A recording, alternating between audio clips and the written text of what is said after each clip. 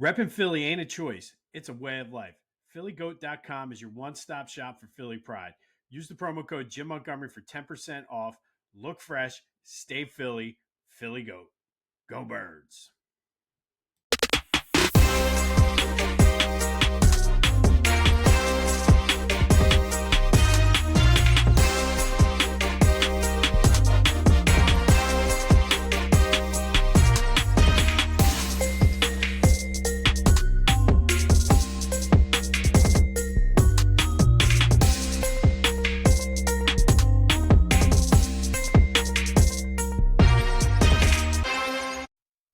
What's up, everybody? Welcome to the Brotherly Birds Breakdown with me, Jim Montgomery, and my brother.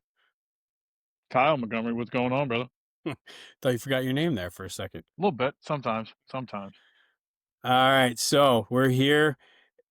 Get this stuff out of the way before I forget like last time. We're part of the Clashing Conferences Sports Fan Network. By the people, for the people, of the people. And you can check them out at clashingconferences.com, anywhere you get your podcasts. They got a lot of good stuff with their podcast. Kyle's on a couple. But if you're interested and want to get your voice heard, you can also join the network. We're always looking for new fans for new teams, except for Dallas and New York. Yes, definitely, except for Dallas and New York. And look, it's a great network of sports-minded people just like yourselves that just want to banter and no hate, no nothing. It's just friendly banter, just busting each other's chops about their sports team. So it's definitely a lot of fun for sure. I always tell everybody it's the stuff you're doing anyway. Might as well come on and get seen. Yep, absolutely. All right, so let's get into it. Rams coming to town this week, but before that, we had a game last week. And Yes, remember playing Monopoly and you get the one chance card that said you took second prize in a beauty contest? Yep. This game definitely took second prize, but everybody else was tied for first because it was ugly. It was definitely ugly, but I like that. I like the fact that, I'll take an ugly win over a pretty loss any day of the week. Yes, no, I agree. And that was one of the topics I heard somewhere, whether it was on Twitter or one of the news stations. They're like, well, I'd rather them look good and lose than look horrible and win. And I'm like, what? Never. Any sense? Never. That makes zero sense. A win's a win, and you always want to win. Because look, I mean, we saw last week the Giants put up 37 against the Cowboys and lost. I mean, why? That was very wild. And look, it was my birthday Sunday. I was like, you know what would make my birthday great? Having this game end in a tie. That would be great. And it was 3 seconds away from happening, but as we always say, Dak Daks, the Mets met, and of course the Giants screwed up as they normally do. So you can never bank on a Dallas or a New York team to help you out when you need it. And of course they came through and ruined my birthday. No, I'm just kidding. But no, but the Eagles did come through. They did win 20-17. Probably, in my opinion, should have been. We both predicted 10-point or more wins last week. I think it should have been a 10-point or more win. It should have. I think the defense kept them, where they needed to be. I think that Mahomes pass late in the fourth quarter was a garbage touchdown. I think it was blown coverage that they just got behind. I think the safety came down and Q thought he had help over the top with the other safety, and he didn't. So I think it was blown coverage somehow on that one. But I think the offense missed a couple opportunities for sure. No, certainly. We'll get into the offense in a minute, but let's talk about the defense because I do think that there was a blown coverage because I thought Quinyon made a perfect play on it. If you had another guy over the top like he should have been coming from behind, I think that ball probably would have gotten knocked out. Yeah, and look, looked surprised. Am I the only one that I still think that every single time like Quinyon goes up against somebody that ball's getting knocked out regardless? Like I was just waiting for that to be incomplete pass because I knew that he was trying to make up ground, but I still thought he was going to get his hand in there and break that up somehow or at least knock it out before they went to the ground. Because like I'm sitting there going, there's no way that's going to be a touchdown. He's going to knock it out. Like I have that much faith in him, and it's only his second year in the league. It's not even a second full year in the league. You know what I mean? So like, Right. I just that secondary is definitely going to be fun. It's going to be fun for us. Yeah, no, I mean, and he came close to knocking it out, I thought. Hmm. Like, he Yeah. made a Yeah. good play, had his hand in there. It's just a hell of a catch by the receiver there. Yep. Yep. Yep. It was. So, It was. eh, but your boy, Adoree played slightly better, I would say, than what he did against the Cowboys. I know that's not saying much, but I still think cornerback 2 is still an issue. Yeah, I mean, look, Dory Jackson, week 1, he was probably the setting on your toaster that's like 8 or 9. Week 2, he was probably 4 or 5, right? So he wasn't extremely burnt toast, but he was crispy, right? He was crispy. Yeah. And that's my fear for this week because Sean McVay's a juggernaut when it comes to that stuff, and I feel like Vic needs to do something to help alleviate that, and he started doing that as we both alluded to last week, where he had kind of Cooper floating around, and he was able to use our boy Makuba, right? So Yeah. How about Drew Makuba? That was just right place, right stud. time, but it's what he does. I feel like he's just got a nose for the ball, and Yep. he just happens to be there, and we saw what happened. Yeah, man. And look, I think I alluded to this a little bit, but like me and you talked during the game. That ball finds him. It finds him. It found him in the preseason games that he was playing, where he returned a pick six. It just he has a knack for it. But let's let's not fail to mention the fact that that offensive lineman chased him down and tackled him. That Yes, he offensive did. lineman was a freak athlete. I was like, holy hell, was he? And I thought, all right, he got a head start, and that was just a good angle. No, that dude's a beast. He ran like a 4.5 40 or something like that, being that big. That was incredible. Well, I was cheering with the kids, and so I missed most of the run back. I thought he was past midfield, and then all of a sudden, I'm like, "Wait a minute, he's at, like, the 30." That's all the Yeah. further he got. Yeah, yeah, and it was I mean, he had that one guy to beat, and, like, you hear it I heard it on, like, a bunch of different, like, people, playing that clip, like, "Oh, he has one man to beat. Oh, he gets tackled out of bounds." Like, it was crazy because the offensive lineman literally came out of nowhere, but, you know, at the end of the day, I think Makuba's gonna be that guy for us. He's just gonna have that nose for the ball, and he's gonna be a ball hawk back there, and look, he made quite a few tackles too. He made some solid open field He tackles, did, which he did.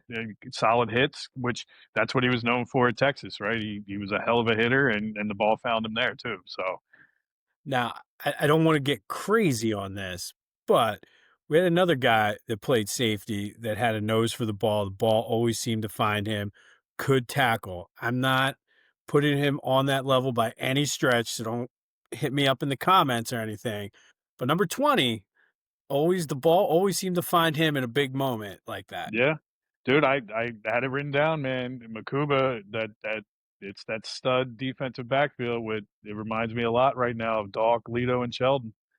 Right? You got two guys that cover, tackle, hit hard, ball finds them, and then you got Doc floating back there like Makuba was. It just the ball finds him and he can hit.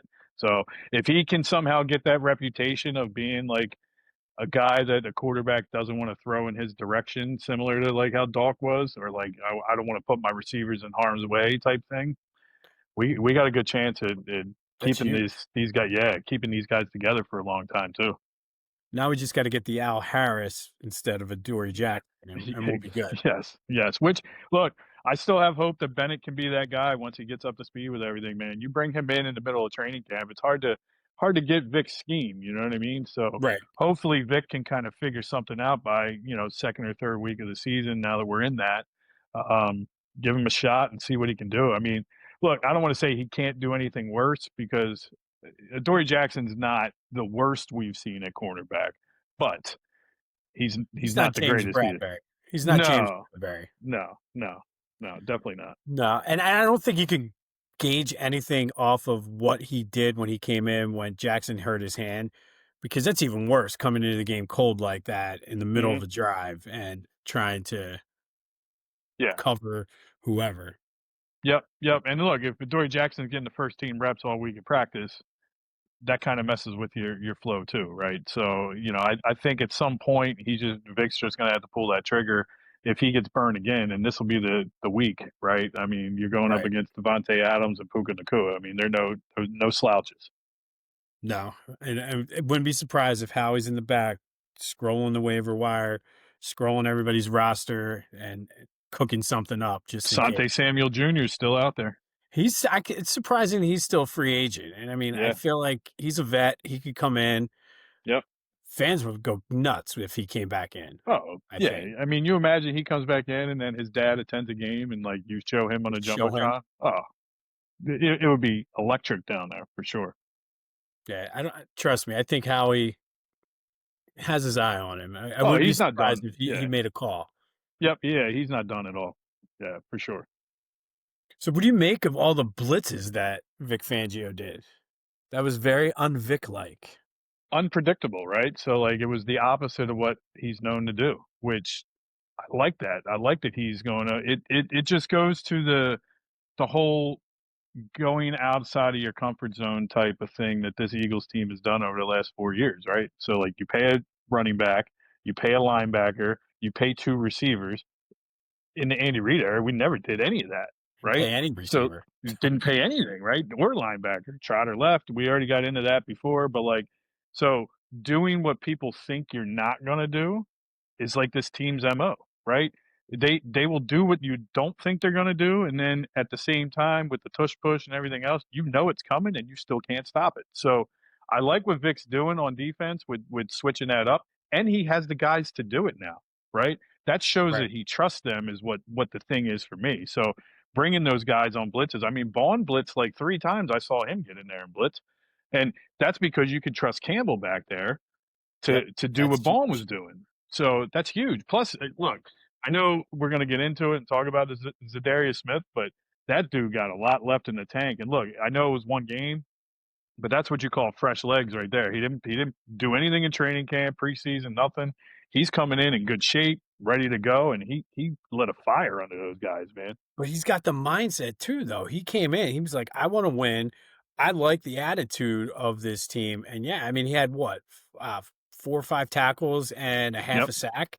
Yep, I couple mean, that's hits, couple quarterback hits too. I mean, it was good to see, man, and you could tell that on a hot day like that because who would have thought that Kansas City would be hotter than Philly on Sunday, right? But yeah, it was Kansas like City was, 90. yeah.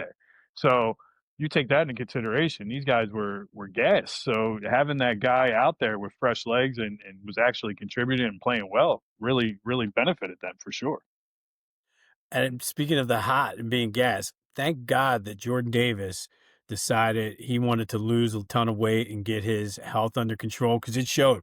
I thought he was possibly the best player on the defense on Sunday.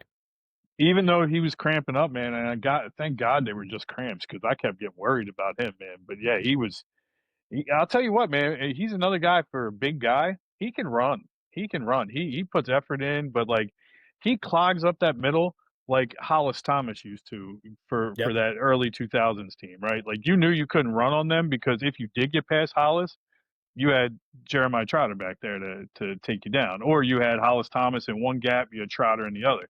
That's how this is. You have Jordan Davis in one gap, you got Zach Vaughn in the other, right? So that's why they're so solid. So that having him out there and having him healthy is crucial to that defense's.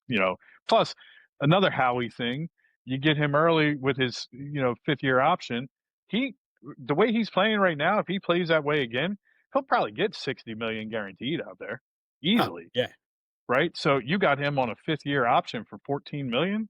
Howie again. Howie's just ahead of the curve, man. Ahead of the curve. And essentially for Davis, it's like a prove it 2 years now because Yep. he came in, he played well, but he was still overweight. Came in, and I mean it definitely showed. And then having Jalen Carter in there too, I think made a huge difference. He didn't really show up on the stat sheet. I think the one sack got taken off because of a penalty, but Yep. he was getting double teamed, held like every single play. Well, it goes back to week 1, right? What did Dak say when he was taken out? It was like we had to readjust our blocking schemes because he was not in there. So teams have to scheme around him. It's the Aaron Donald, it's the like the Reggie Whites, it's the Bruce Smiths. Like you have to scheme around that type of player. So when they're going to like double team him, that frees other people up, and that's why Zadarius Smith probably had a really good game. He's playing right next to him, right? So he Good. had opportunities. Jahad Campbell is proven again, like he's going to be who we talk about for defensive rookie of the year. I'm telling you that right now. I think he has that capability. I mean, what he's done so far, he's not coming in playing like a rookie right now. He's playing like he's been here, like he belongs, and he's showing that again on Sunday, man, making some solid plays, solid hits, and pass rushing. So No, but I think that I think it's a combination of Vic and just the trust, like you said, he puts in them. But I think everybody questioned like who was going to be the leader of this team other than Zach Bond. But I think those guys are welcoming him in and they're trusting him too. And I think that goes a long way because Jordan Davis and Jalen Carter can take on 3, 4 blockers and they can feel good about that, knowing that Campbell, he can move. He's going to take care of it or we don't have to worry about him. yeah, I mean, the one thing that always that has surprised me with him, I didn't realize he was that fast, right? So like I knew he was Yeah. athletic, I knew he could play similar to like they compared him to Micah with the where he could play edge and he could play linebacker type thing. I didn't realize he was that quick. He's pretty fast for being that big of a guy. So you take that into consideration, he can go sideline to sideline like Vaughn. Then you have two guys like that that frees Vic up to do a lot more stuff, and that's why I'm encouraged by. I know we have that glaring need at the cornerback two position, but when you got linebackers that can play in coverage, that frees up Cooper to play that true nickel back that doesn't have to Be play the tight shipped end. over. Yeah. Right, right. So you know, Vic's probably sitting there happy as all hell the fact that he has guys that actually fit his scheme like that. You know. No, and I do think with the blitzing as well, putting it now on tape, all of a sudden the Rams, especially knowing that, I mean, Stafford's good. And we'll get more into the Rams preview, but he's good with picking up blitz and throwing under pressure. But maybe now you're changing your game plan somewhat because and now I got to worry about Vic blitzing me 11 times or whatever it was he did. Yeah, I mean, look at if you go back to our 2017 championship run, right? I mean, our secondary wasn't the greatest secondary, but No, our front four and our front line with that rotation got so much pressure that it helped your secondary out. So the more that you can blitz, the more that you can get pressure on the quarterback, that's obviously going to help alleviate some of those holes that you have in the secondary. So maybe that was Vic's adjustment to week one with Adoree Jackson saying, I'm going to blitz a little more coming from his side or coming from the opposite side. So that hot route's going to be opposite of Adoree Jackson, right? So right. maybe No, that's what he thought. I don't know. and I would even say the 2022 Super Bowl team was the same way. I don't think their secondary was great, but when you had Hassan Reddick and who was the other guy that had all the Josh sacks Sweat. that year? Josh Sweat. Yeah. I mean, I think you kind of do what you got to do based on who you have. And I think that's the difference between this team and a lot of other teams is they're like, okay. And there's not really egos. They're like, if this is what we're going to do, this is what we're going to do.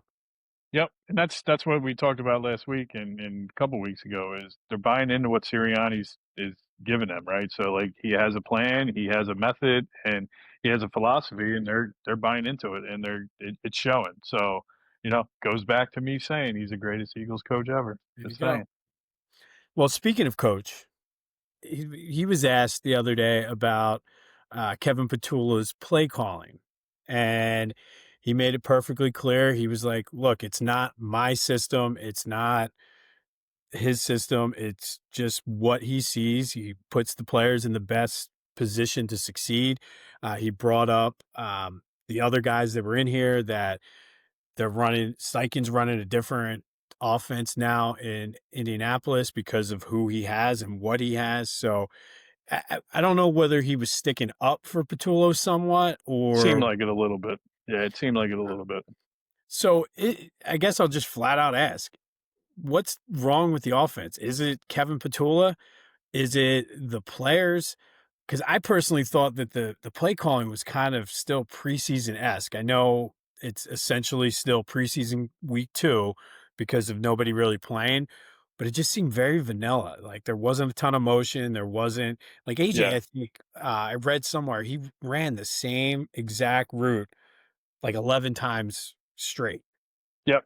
Yep. So I think it's a combination of a bunch of things for me. I don't think you can pinpoint just one, but I think it's still rust from the preseason, right? So they didn't play in the preseason. So we all know that today's day and age in the NFL, the first 4 weeks of the season are essentially preseason, get up to football shape, football speed type things, right? But not making an excuse at all. But I also think that Eberflus and Spagnuolo, they're not chumps of defensive coordinators. I mean, Very true. Spagnuolo is probably one of the best top.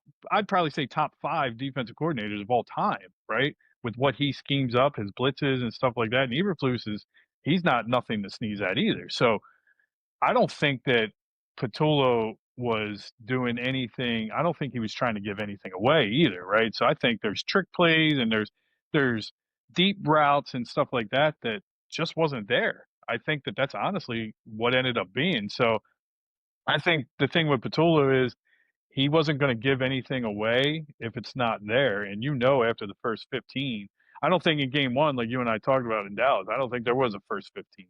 But I No, think in Kansas City, there was clearly a first 15 that was scripted. Like they kept to a script. And I honestly think if you go back to it and look, that first play of the game was going to be a deep route. But I they think so. bobbled the ball. They bobbled the ball and Jalen dropped it. If he didn't drop that ball, that was going to be a deep route, probably a 70-yard touchdown. And that And whole then game changes the whole it complexion, right? it sets but that also set the tone then for the rest of the day because it's Yeah. like, "All right, let's get back to the script. We didn't catch catch 'em Yep. off guard," and no, Yep. I mean, I can see that. I mean, I think, um, a lot everybody's still talking about AJ. I mean, I think AJ said it after Dallas. I haven't heard anything yet this week, but I'm sure he would say the same thing, that just the plays are not there. Like, Hmm. they had good coverage on me, and one thing I guess you could say about Jalen is he's not gonna take those chances. He's not gonna put the ball in harm's way, and, I mean, he didn't turn the ball over, and that ended up being the difference in the game was a turnover. Yep. Yep. So it's funny. That's a perfect segue into my favorite segment that I like to go into, my 2 cents. And this week, my 2 cents, it's talking about Jalen Hurts. Jalen Hurts, last 19 games, the Eagles are 18-1 with Jalen Hurts as the starting quarterback. So think about that. The one loss came when he was the starter, but then got knocked out in that first quarter, right? In those 19 games, the Eagles have 9 giveaways, so they don't turn the ball over that much, versus 38 takeaways, right? So you win the turnover battle, you have a better chance of winning a game, right? So they're +1 or better in 9 straight games. So to your point, they don't turn the ball over, they get 1 turnover, they get an extra possession, right? You also have to talk about the tush push. 3rd down and 1, 4th down and 1. You convert that 4th down, that's another added possession. They do that 91% of the time. 92% if you ask Jason Kelsey and the 92 percenters. Shout out to the Kelsey brothers, just throwing that out there. Listen, Um, we'll gladly do a collaboration. Just just throwing it saying, out. just saying. But look, at the end of the day, Jalen Hurts deserves credit, right? He doesn't put the ball in harm's way. He did through the first 4 weeks of last season, and he pretty much had that. Him and Sirianni they're going to come to Jesus, talk to each other, look in the mirror, and say, "What do we have to do to fix this?" I got a great idea. You got this horsepower of a running back, and we have the best offensive line in the game. How about we use it? That's what they're doing, right? So the good thing about Jalen, he has a killer instinct when he needs to have it. You can't teach that. You can't teach that. And you know who else had that killer instinct that you can't teach? Maybe his mentor right now. Just throwing that out there, you know? Um, he doesn't turn the ball over, as I said, right? And the only stat that matters in our fans' eyes is wins. And the Yep. man wins at a clip that nobody else can win at right now. Um, so the offense, being vanilla, I don't blame any one person. I think it's rust versus scheme, right? So I think the defenses are scheming a little different, but I also think that it's rust on the offense. If you remember, we started off this way last year. It was rusty. So Yeah. I also think that the wide receivers probably need to be a little better, um, because we AJ Brown's, his handle is always open, right? He always says that he's open. Well, if you're open, Jalen will find you. He may not find you every single play, but he'll find you. He'll find. So I think my 2 cents on the deal is that Jalen Hurts deserves more credit than what he's been getting. But again, as we've talked about, it is what it is. Keep doubting him, keep bashing him. The dude wins. He's a winner, and he doesn't put the ball in harm's way. Which, if I have my starting quarterback that will not put the ball in harm's way, that gives me and my team a better chance to win every single game that we're in. And I'll take that every day of the week, twice on Sunday. As opposed to Jameis Winston, who always puts the ball in harm's way. 40 club, buddy. 40 club. 40 touchdowns, 40 interceptions. All right. I don't necessarily want to get into the tush push because I feel like that's what we've been hearing all week. It's ridiculous. I mean, it is what it is. You can cry all you want about it. It's a legal play. You can have Dean Blandino saying, "I'm sick of it." Tough. Do your job. Your job is to officiate and give your analysis. You're going to tell Yep. you can't quarterback sneak, or you can't blitz, or you can't whatever. No, like, you deal with it. It's just, it is what it is. We do it better. And I mean, I'm sick of hearing about everybody bitching about it at this point. hmm Yeah, I mean, I heard stats today that said that we've run it 115 times since 2022. The next closest was the Bills at like 56 or something like that. So Sean McDermott coming out all off season saying that it should be banned because of injuries, but yet his team does it the second most out of everybody. Right. So that's a little hypocritical. But look, at the end of the day, Tom Brady ran the quarterback sneak probably better than anybody in NFL history. Jalen Hurts squats 600 pounds. He's still going to get the first down if nobody pushes him. So it's just going to look a little different. They still have that offensive line. They still have everything. So all they're going to do now, everybody's saying that they jumped off sides, ball started. The defense lines up in the neutral zone every single time up against it, but they don't always call that. So, Well, they always show the different camera angles when the people on Twitter that are like, "Look," and it's yeah, like, you're obviously looking at it from this angle, and yep, yeah. yep. But I mean, you could say that about anything. Like, you could call hold every single play in the NFL, and like, nobody's saying, "Nope, can't block, can't pass block." Yep. Yeah, it's the same. We say that all the time when we watch basketball, right? Like you can call foul on every single play in basketball.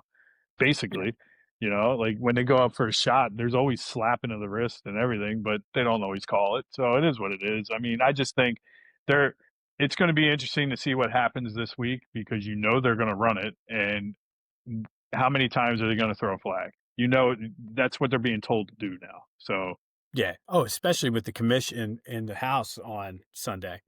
oh yeah, you don't think that that was part of the reason why Nick Sirianni ran it 7 times? I, he can say whatever he wants. No doubt in my mind that that's why he ran it that many times. Yeah, and look, at the end of the day, we know why they're doing it, right? I mean, Jordan Mailata was a rugby player. It wouldn't surprise me if he had rugby coaches flown in to teach them how to do it. He's been doing this since he's 8 years old. It's basically a rugby scrum. So Right. he taught Landon Dickerson how to do it, and that's why they always run it to the left side. I mean, He hates it. why Yeah, he why hates the wouldn't play. and he hates it, but he bashes people, bashes them, right? So like, why wouldn't you run behind Jordan Mailata and Landon Dickerson every single time that you can, right? And if you look at all of Saquon's runs last year, they were probably to that side, Mostly they were. right? So, but yeah, I mean, it is what it is. And look, they hate it. What is I think Lane Johnson tweeted it in reply to somebody, hate us because you ain't us or something like that. So Yeah. it is what it is. They're just going to keep trying to penalize it this year. And we all know that this is the swan song of it. But what's going to be funny is next year when they take it out and Jalen Hurts still leads the league in quarterback rushing touchdowns because he's better Touchdowns at quarterback sneaks, with, right? yeah. Yeah. Yeah. Yep. So, all right, before we get into this week's game, I guess we have to recap the picks because we do. Yeah, By my count, you edged me out 2 to 1.5. We both picked the Eagles to win. We both thought it'd be a little bit bigger. I said AJ Brown would be the player of the game. That was a big X. Um, you said Cooper DeJean. I don't think he played horribly. He had a yeah. couple of nice tackles, but I don't think he was the player of the game. Mm-mm. Um, I said Jalen Hurts 4 total touchdowns. I don't think there may have been just 4 total touchdowns the whole game. Yeah, Uh, yep. so that's a big X. You said Devontae. He could have had one, but why did he stop? I know that the guy kind of ran in front of him on the one they called the flag on and then picked it Yeah, up. He yep. just like stopped.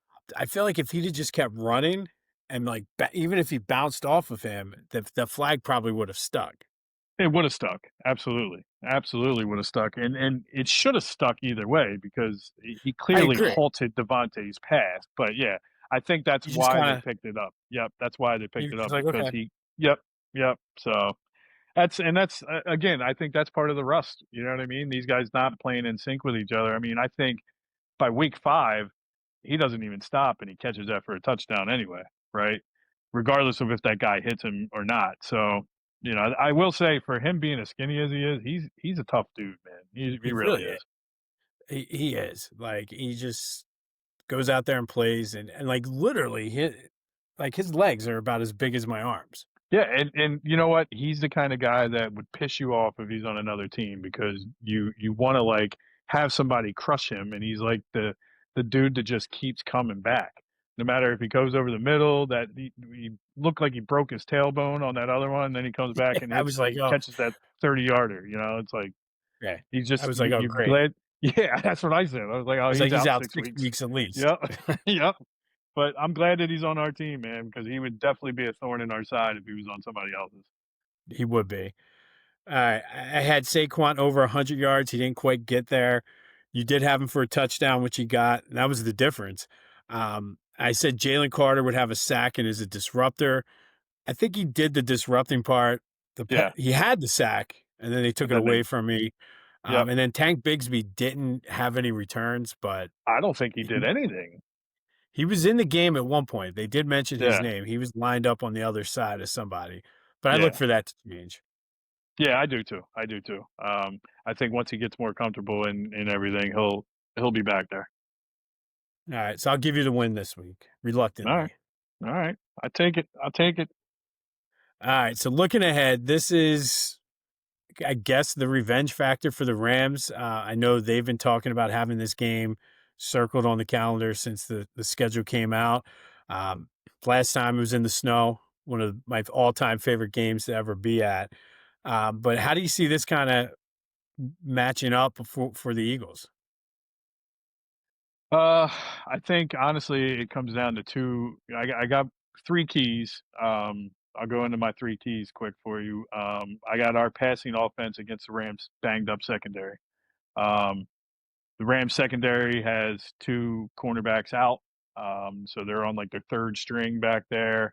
They got Witherspoon's banged up; he's out with a broken collarbone. Shout out to Lucky, who was the dude that we talked to during that game last year.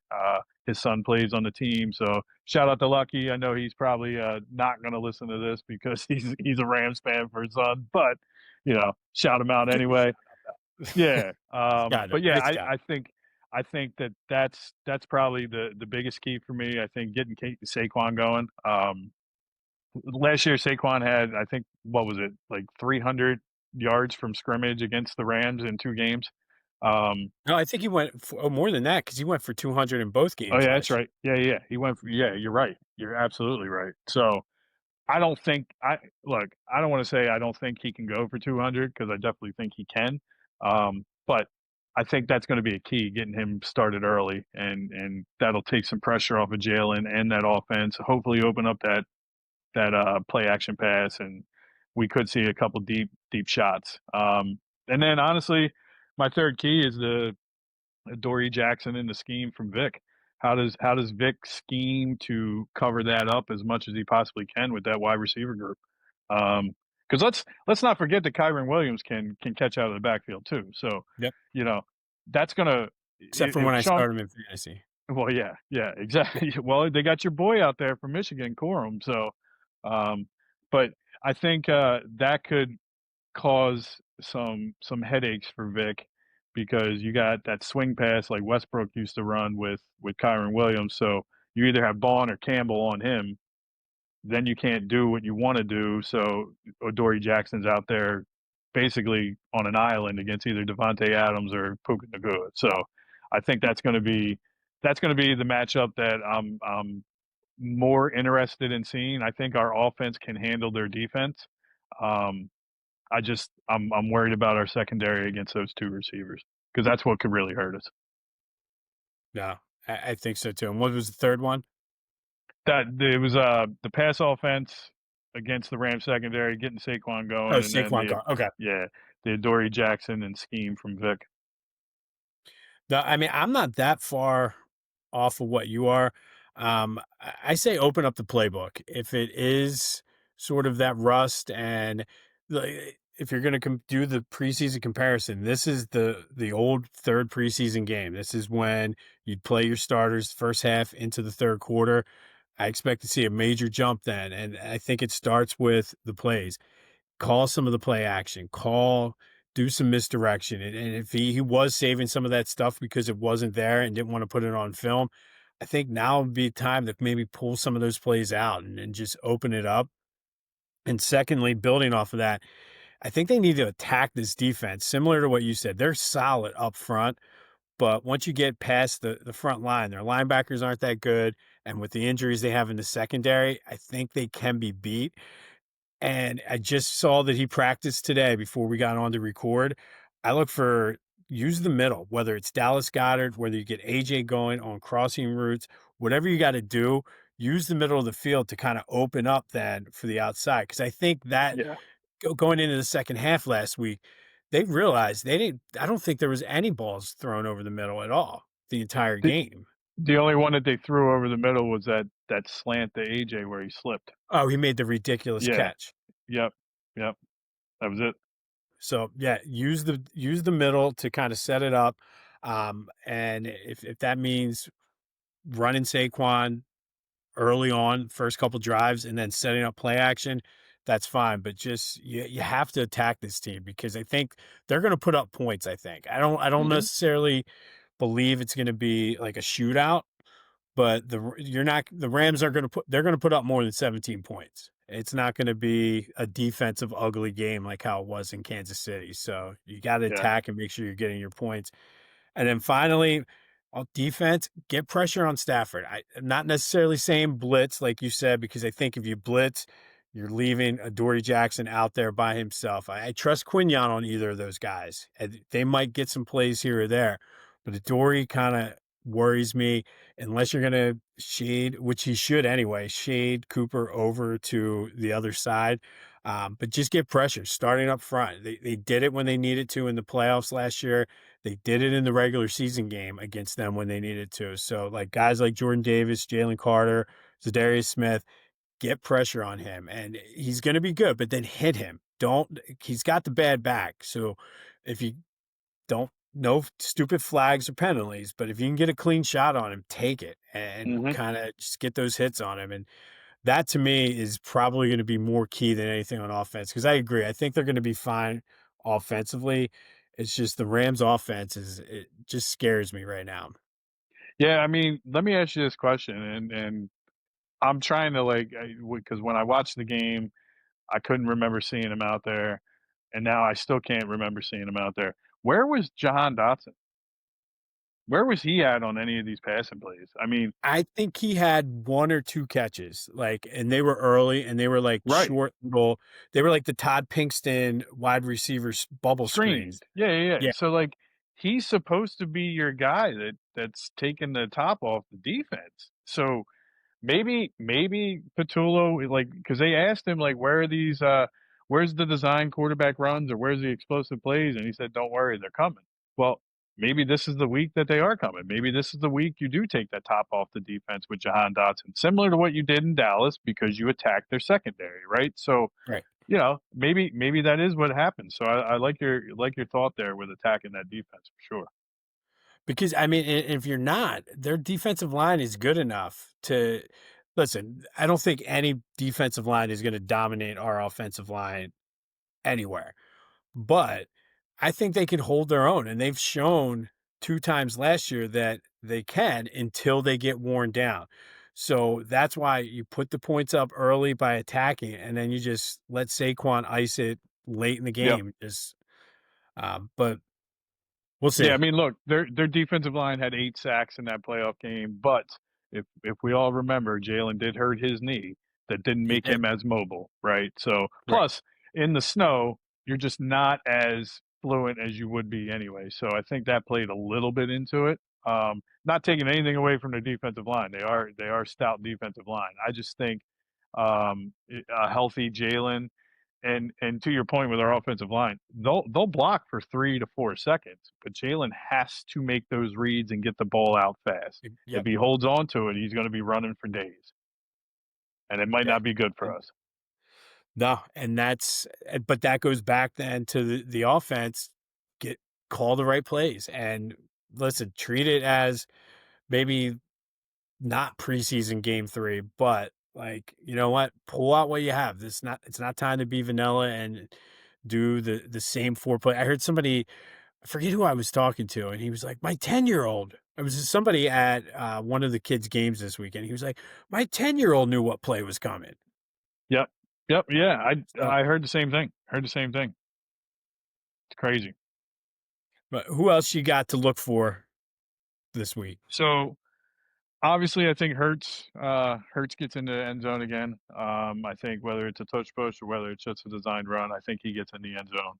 You can't Um, even get that plus money anymore. It's like no, minus 145 for anytime it's touchdown or something You crazy. know what? It reminds me of when McCaffrey was on his run a couple years ago, where it was like a touchdown in like 13 straight games. It was like after Mhm. 6 games, it was like, yep, it's like minus 200 because he's guaranteed a touchdown, basically. Yeah, Um, but yeah, I have a Hurts touchdown. I think AJ gets off the schneid here. I think AJ gets 100 yards and a touchdown because I think they're going to attack. They're going to attack. They're going to attack. And I'll tell you what, man, my other fantasy star, I'm going with Jake, Jake Elliott. I think he's going to come up big for us. He has proven that his leg is fine this year, so whatever ailed him last year is not ailing him anymore. That kick that he made on Sunday was good from 58, but it could have been good from 68, if not yeah, 75. That ball was probably 10 to 12 yards above the upright, like above the crossbar. So and it would have been accurate from that distance yes, too. yes. So what he was doing last year, if you remember, he's putting like that draw on it, and sometimes it would draw back, other times it wasn't. He's not doing that this year. He's just pummeling the ball, and that thing's going straight. It's not wobbling at all. So No, and he's definitely in part of my fantasy keys to the game. I like it. So I'm gonna go with a combo for this one. I think Carter and Davis are gonna just dominate because I think they're gonna have to. I think it's one of those things out of necessity. They're gonna have to blow up Kyrie Williams. They're gonna have to blow up Blake Corum. They're gonna have to get their hands like Jordan Davis had like 2 or 3 pass deflections too. Go in there, Hmm. you're like what, 6'4", 6'5". He's six Put your five. hand Yeah, put he's your a hands up monster. and block the passes and just make him uncomfortable because if you give him time to just stand back there, he's going to pick you apart. So I look for those two to have it. I look for Barkley to go over 100 yards finally. I think he's going to fi- might not be early, but I think very similar to what he did in both games against the Rams. He's going to get a long one. I don't know if it's going to be a touchdown, but I think he's going to get like a 40, 50-yard run at some point during the game. I like AJ too. I do too. I think it the matchup is there. Yep. I think they're going to be Jalen kind of. alluded to it somewhat where he was just like, well, it's scheme. He was like, we got to be part of the system. We got to be, you know, how he uses all the big Hmm. words. And Yeah, yeah, it yeah. sounds like he's saying nothing, but if you read between the lines, he was just like, we'll be all right. So I think this is the AJ Brown game too. And then a bonus one, I look for Dallas Goddard to have another solid game, especially I hope so. if he's not going to use Dotson over the middle like he didn't do last week. Yeah, I wouldn't be I hope so surprised. because our backup tight ends are ass. They're horrible.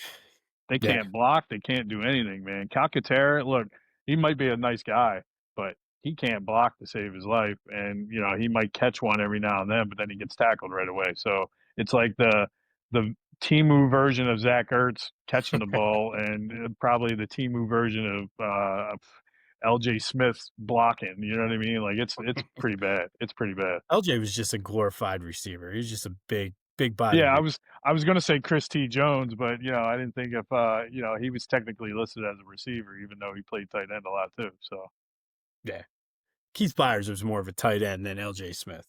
yeah, I would agree. I would agree. I would agree. All right, I like it though. So what do you got for a pick? So I got the Eagles, and I think it's gonna be a close one. I'm actually gonna say the reason why I have Jake Elliott as a fantasy star, he's not my player of the game, but I have the Eagles 27, Rams 24. And I think Jake Elliott hits a late field goal with under a minute left, and then the defense comes up big to shut down Stafford. All right, and this, hopefully, I'm putting a little bit of the reverse juju on this. Um, I did not think the Eagles would be 2-0 at this point. I also said they probably would come out of this stretch 2-2. There's just something about this game that's just not vibing right for me. And this has nothing to do with this being an Eagles podcast. And like, I would love to pick the Eagles to win every time. I have the exact same score, but I have it flipped: Rams 27, Eagles 24. Okay. But I think with that, they're going to make the necessary. Like, I don't think it's going to be as sloppy as it was against the Chiefs. And I think they come out and finally break whatever curse they have and then go on a run after winning in Tampa next week. Then Okay. All right. Who's I mean, if you have them losing, who's still your star of the game for the Birds? I'm going to go AJ. Okay. I think it's going to be.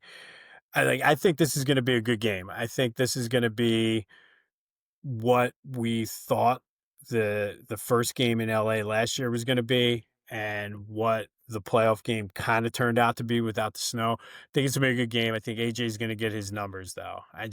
I'll be honest, don't take my Eagles card away from me, but I hope I'm wrong on this. But they're not going undefeated anyway. Um, but would have rather lost last week and win this week if they were going to come out Yeah. of the stretch 2-1 just from a seeding standpoint. But No, I got you. I got you. I mean, look, I got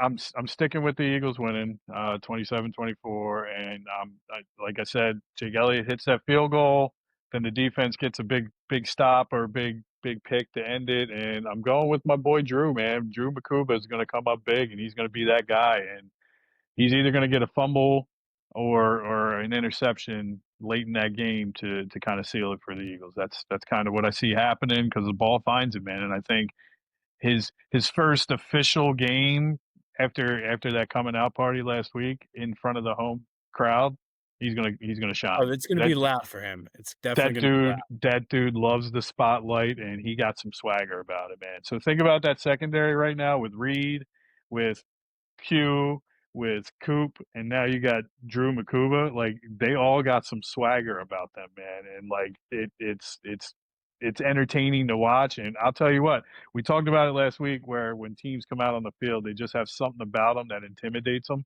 Think about going up against that secondary, and all four of those guys hit, and all four of those guys are they're ball hawks. So that spells disaster sometimes for wide receivers going across that middle and going deep. So I And hope they give these Devontae's guys getting a little fits. old. What's Devontae's that? getting a little old. He might not want to take those hits anymore. He's getting old, but he still looked good, man. You see D Hop. I know this isn't who the Eagles play, but D Hop looked good the other day too, He man. Like did. these guys had like a fountain of youth that they're hitting somehow. I don't know what they're doing, but I'm not suggesting PEDs, but maybe you should investigate it and maybe accidentally suspend him before this Sunday. Let him appeal next week. Just saying. Yeah. Well, I mean, it could be the Taco Bell. Doesn't he do the Taco Bell commercial where Yeah, he he has has one in Taco his Bell in house, his right? house? That's what it is. Yeah, yeah, he has one in his house, so I like it. All Love right. it. Any last words? No, just another shout out to Philly Goat. We rock him all the time. He saw me out in Chicago last week rocking my Phillies gear. I wore my Eagles gear too, but I couldn't wear that to Wrigley. Just figured it wouldn't be right. So shout out to Philly Goat. So get your gear from him, and then you can catch me at Twitter and Instagram at KyleMont16. Nice. Yeah. See, I gotta do the consolidation myself, but Monday through Friday, this day in Philly sports history. It's usually up by 7:30. Get your daily Philly sports history lesson. Twitter at Jimbo_Mont, Instagram at Philly Jimbo. I'm also on TikTok at Jimbo_Mont.